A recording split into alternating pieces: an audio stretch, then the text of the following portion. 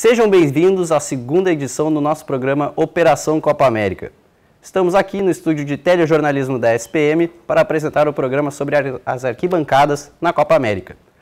Nossa convidada de hoje é uma presença muito especial, ela que já foi formada na SPM. Temos aqui Renata de Medeiros, jornalista da Gaúcha. Muito obrigado por ter vindo aqui, Renatinha. Um prazer imenso te receber aqui. Eu que agradeço o convite, o prazer é todo meu. Adoro voltar na SPM, então para mim é sempre uma alegria muito grande. Então, vamos começar então aqui com uma perguntinha para dar uma quebrada no gelo. Quando tu começou a se apaixonar por futebol e também pelo jornalismo esportivo? Eu não lembro exatamente quando foi, porque para mim futebol e jornalismo esportivo sempre foram duas coisas únicas, que andaram sempre juntas. Eu nunca quis ser só jornalista ou só trabalhar com futebol, eu sempre quis ser jornalista esportiva. Tanto que a minha primeira crônica de jogo eu escrevi com 12 anos. Então, desde muito pequena eu queria ser jornalista esportiva, as pessoas me perguntavam o que tu quer ser quando crescer, eu dizia jornalista esportiva. Então, é uma certeza que eu tenho desde muito pequena. Eu sempre morei perto de estádio lá em Gravataí, então eu torcia para o Cerâmica, que é um time que nem existe mais, o saudoso Cerâmica. E minha mãe gostava muito de me levar ao estádio, o meu pai e o meu irmão ficavam em casa. Então, na minha família já tinha esse negócio de mulher gostar muito de futebol, então para mim foi uma coisa super natural, tão natural que para a guria a gente não pergunta, né, quando tu começou a gostar de futebol? Ah, nasci gostando. Na minha vida foi mais ou menos assim. Muito bacana. Tu se destacou muito na Gaúcha, né, por estar presente nas arquibancadas da dupla Grenal. Quando surgiu esse interesse em trabalhar no meio da torcida? Foi bem aleatório, assim, porque eu sempre gostei muito do Lucianinho, né? Sim. E na Gaúcha sempre tinha uma brincadeira muito grande, porque ele era a maior pessoa do departamento e eu a menor pessoa, né? Ele tem mais de 2 metros e eu tenho 1,60 m. Então, eu sempre produzi os programas do Lucianinho e a gente sempre foi uma dupla muito de sintonia, assim, trabalhando, né? E aí, em 2015... teve um dia que era pro jogo do lance de craque. E aí ele falou, vai estar um calorão esse jogo e tal, não sei o quê, não aguento mais. Bota qualquer um para fazer esse jogo hoje, até a Renatinha. E eu tava passando na redação. E aí deu a sorte do meu chefe dizer, real, bota a Renatinha. E aí foi assim, minha primeira jornada que eu fiz o lance de craque de 2015. Acho que foi dia 27 de dezembro. E, nossa, eu tava que nem um pinto no lixo, assim, de tanta felicidade, né? Sendo o Lucianinho por um dia. E aí, no Gauchão de 2016, ele tinha que fazer algumas caravanas do Gauchão, que é um projeto, assim, lá do Grupo RBS. E, na ausência dele, eu substituía ele, tanto no Inter como no Grêmio. Depois, quando ele começou a narrar na RBS TV, a RBS teve outro projeto, que era torcedor repórter, né? Então tinha aquele Matos fazendo o Inter e o Duda Garbi fazendo o Grêmio e eu ali substituindo um no Inter e outro no Grêmio quando precisava, até que o impeachment começou a ferver no Brasil e a Kelly teve que ir para Brasília de novo e aí ficou sem ninguém para fazer Inter. E eu fiquei tampando o buraco ali provisoriamente durante 2 anos. Foi algo que foi dando tão certo que eu gostava tanto de fazer que acho que esqueceram de escolher um substituto, né?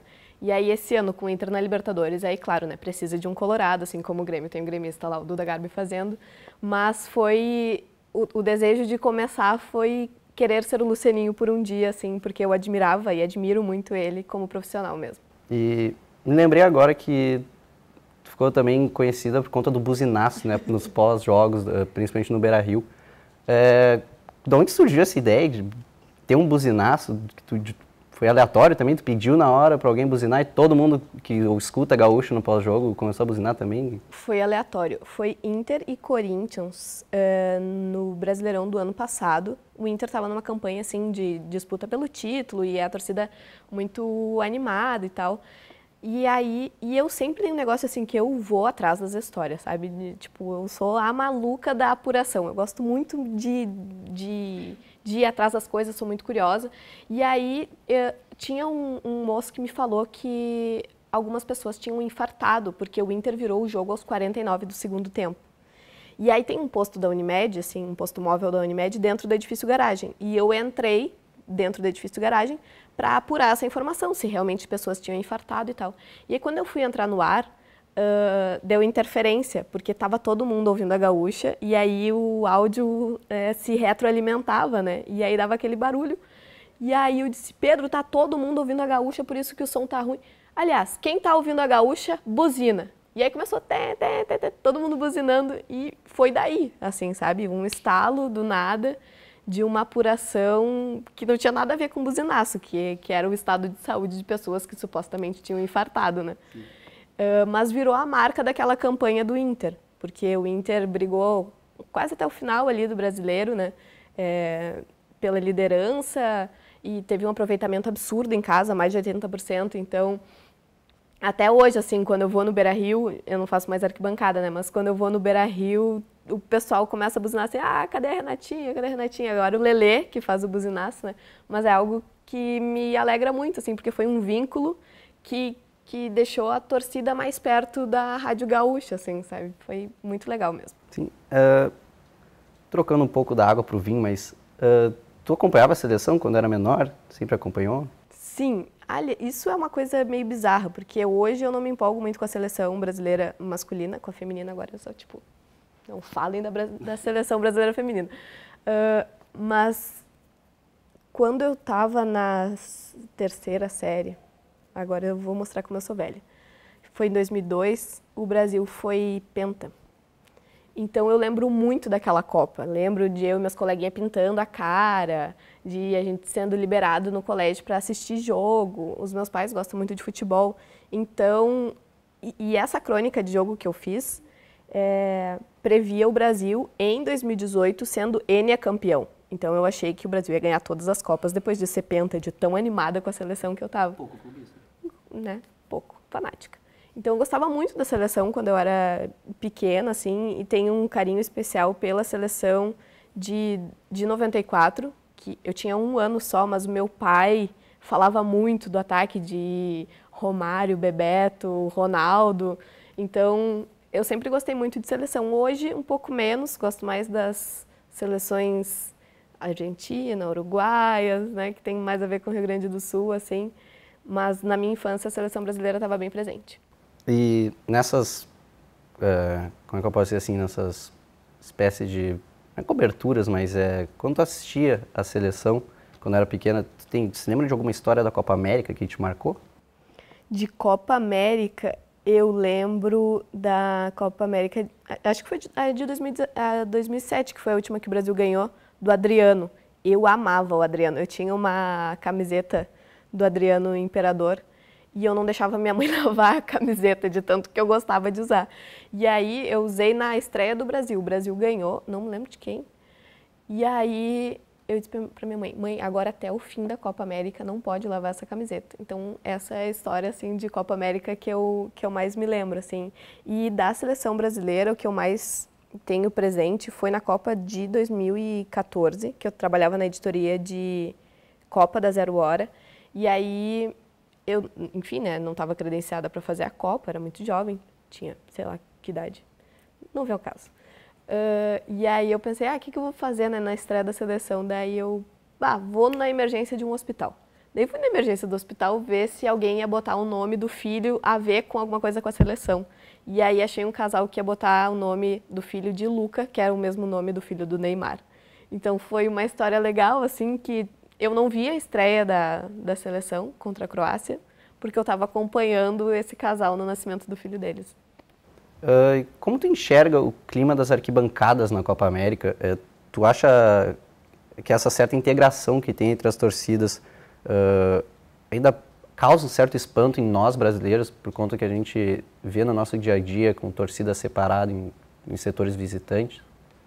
Eu acho que a Copa serviu bastante para mostrar assim, que há a possibilidade de conviver civilizadamente entre torcedores rivais. Né? A FanFest da Copa, acho que foi o grande marco disso. E aí, o legado que a Copa deixou em Porto Alegre foi o caminho do gol, né? Principalmente no Beira-Rio, né? E a torcida mista. Então, acho que Porto Alegre já está um pouco mais acostumada, embora ainda exista muitos casos de violência entre as torcidas, principalmente as organizadas. e muita rivalidade, só que ainda tem uma parte que respira civilização, assim, sabe, que é a torcida mista. E eu vejo um clima muito massa, assim, principalmente dos gaúchos querendo receber a seleção da Argentina, que vem para cá, a seleção do Uruguai, que vem para cá também. Inclusive, pode ter um Argentina contra o Uruguai, né, nas fases eliminatórias. Então, eu vejo um clima de acolhida, assim. Claro que se fosse Grenal, seria outro clima, né, mas tendo seleções envolvidas, acho que o pessoal se envolve mais. Achei uma pena que o jogo da seleção aqui, a gente viu só 16 mil pessoas no Beira-Rio, né? Foi feio mostrar o estádio vazio em rede nacional, assim, mesmo que fosse contra Honduras, contra uma seleção que não vem empolgando muito e tal. Mas, pô, tem o Tite, que é gaúcho, tinha o Everton, o Alisson, que recém tinha sido campeão da Champions, né? Acho que merecia um pouquinho mais de público. Tu tocou num ponto interessante, que é o ponto da nossa próxima pergunta, que em 2014 Porto Alegre recebeu a Copa, recebeu praticamente pessoas do mundo inteiro na cidade, e acabou dando tudo certo. Hoje, 5 anos depois, tu acha que Porto Alegre está pronta para receber a Copa América? Em 2014, eu estava um pouco mais certa disso, porque eu participei de toda a cobertura para a Copa, né, da preparação da cidade para a Copa, e eu notava um envolvimento maior de infraestrutura, assim. Agora, na Libertadores, Grêmio e Universidade Católica foi um dos eventos teste de polícia, EPTC, os órgãos de fiscalização de vendedores ambulantes, enfim, vários órgãos públicos, né, trabalharam naquele jogo como se fosse um jogo de Copa América. E aquele jogo teve muito transtorno, principalmente de trânsito. Teve gente entrando com 15 minutos do segundo tempo. Tudo bem que era dia de semana e jogo 7h30 da noite e tal, mas eu ainda vejo a região da Arena com sérios problemas de mobilidade urbana. A gente aí teve muitos anos, né, 5 anos mais especificamente, para melhorar esses problemas. Isso não foi o suficiente para receber uma Copa América, mas como na Copa América não é clube, né, envolvido, os turistas que vêm normalmente não vão ir de carro para a Arena, vão utilizar transporte público, eu espero. Então, acho que a gente vai encontrar menos problemas. Só que a amostra, o ensaio geral que a gente tem até agora, a gente viu que não funcionou tão bem assim. Tem uma pergunta que se tu vai estar presente nas arquibancadas nessa Copa América. Vou estar presente nas arquibancadas do Gaúcho Sports Bar. A Gaúcha tem um número limitadíssimo de credenciais, então entre equipe técnica, repórteres, narrador, a gente tem 2 repórteres sempre com a seleção brasileira, então isso limita bastante. Então hoje, por exemplo, eu não sei se eu posso estar dizendo hoje, porque você não sabe quando irá ao ar este programa, mas na estreia da seleção brasileira estarei acompanhando a expectativa do torcedor no Gaúcho Sports Bar, e essa vai ser a forma da Gaúcha acompanhar a movimentação da torcida na Copa América. Isso tem acontecido já, por exemplo, ano passado na Copa da Rússia aconteceu e foi muito legal porque turistas que estavam em Porto Alegre, por exemplo, eu entrevistei gente que estava torcendo para a Inglaterra, que era inglês, durante o jogo da Inglaterra, que a Inglaterra foi eliminada, então, né, mas gente da Alemanha, então foi muito legal, assim, porque acabou se tornando um ponto de referência, assim, para quem curte futebol na cidade, assim, então vai ser no Gaúcho Sports Bar. A final da Champions também tinha gente do Liverpool, do Tottenham por lá. Essa é a forma que a gente vai acompanhar a torcida durante a Copa América. E para ti, quais as torcidas que tu acha que vão fazer mais festa dentro da Arena? Acho que a torcida do Uruguai. Na Copa de 2014 a gente viu a da Argentina fazendo uma festa absurda, assim, tomando a rua. Tinha muita gente. O jogo era, se tu parasse para pensar, assim, podia ser na Argentina tranquilamente, porque era só torcedor da Argentina que tinha. Os cantos era do início ao fim do estádio mesmo, né? Então foi um clima muito legal, só que não existe um clima de tanto otimismo com a seleção argentina para essa Copa América como existia na Copa do Mundo. Então acho que a torcida não vai estar tão pilhada assim, só que em contrapartida acho que a do Uruguai vai estar mais com sangue no olho assim, e tende a ser uma torcida muito legal que a gente vai receber aqui em Porto Alegre. E até quando a gente fala sobre torcer para as seleções, a gente nunca pensa na torcida brasileira, né? O que tu acha que falta para o torcedor brasileiro ter a identificação com a seleção do mesmo jeito que ele tem com o seu time, para parecer uma torcida da Argentina ou do Uruguai? Olha, eu acho que o torcedor brasileiro tá meio desiludido, assim, sabe, com a postura dos jogadores da seleção brasileira. Acho que quando o Tite assumiu, deu um resgate, assim, de vontade, de garra, que principalmente é o estilo de jogo que os gaúchos gostam, né? Até na Copa de 2018 tiveram alguns movimentos que criaram cantos, né, de torcidas, que alguns pegaram, alguns não. Mas acho que a seleção brasileira é vista ainda como algo comercial. E isso deixa a relação meio artificial entre a torcida e a seleção. A seleção pouco tem contato com a própria torcida. Assim, a gente vê os jogadores passando no aeroporto, no hotel, um mar de torcedores gritando: Neymar, pelo amor de Deus, um autógrafo aqui na camiseta do meu filho, e o Neymar aqui de fone de ouvido, como se estivesse, sabe, em outro planeta. Então, acho que falta um pouco dessa empatia e de uma vontade, uma força de vontade um pouco maior dos jogadores de acolher essa torcida que o pouco que tem que receber um carinho, assim, sabe? E assim, de maneira mais geral, acho que o estilo de jogo não empolga. É uma seleção que não empolga. Foi eliminada pela Bélgica na Copa do Mundo, sabe? Quem é o torcedor brasileiro que já viu o time ser pentacampeão, imaginou que ia ser eliminado por uma seleção que é muito boa, tem a geração belga, né? Muito boa e tal, mas sem nenhuma tradição no futebol. Né? Uma Holanda da vida aqui, enfim.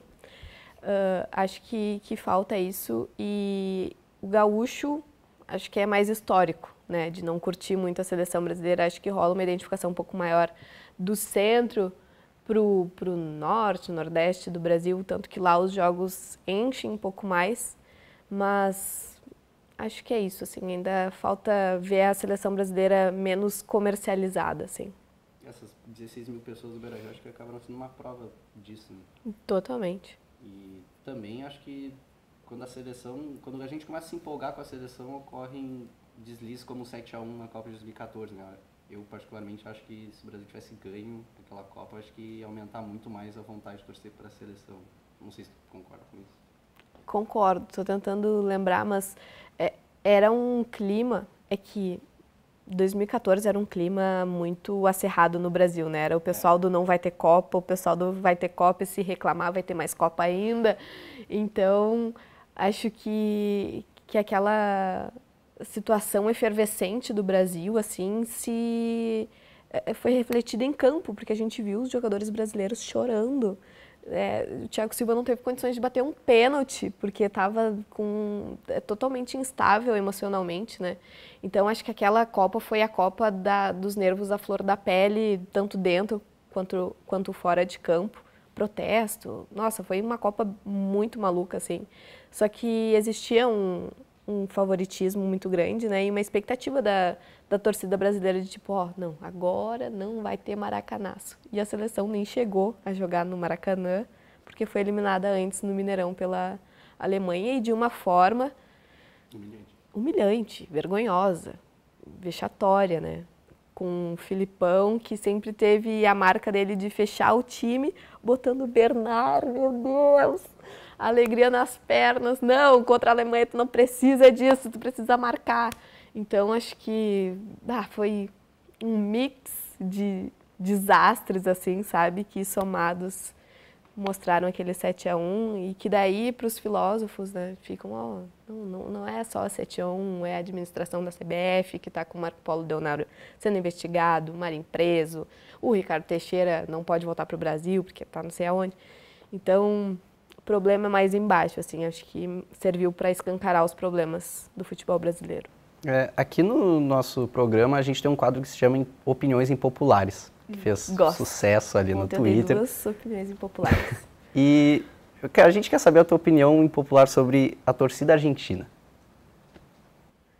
Minha opinião impopular sobre a torcida argentina.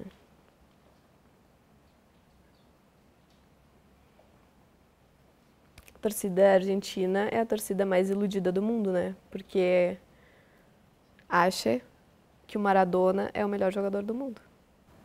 E sobre o clima das arquibancadas em geral na América do Sul, tem alguma opinião impopular? Não tem? Opinião impopular sobre o clima... Bah, vai ser impopular mesmo. Pode ser, tipo, qualquer coisa. Pode. Sou contra a torcida mista.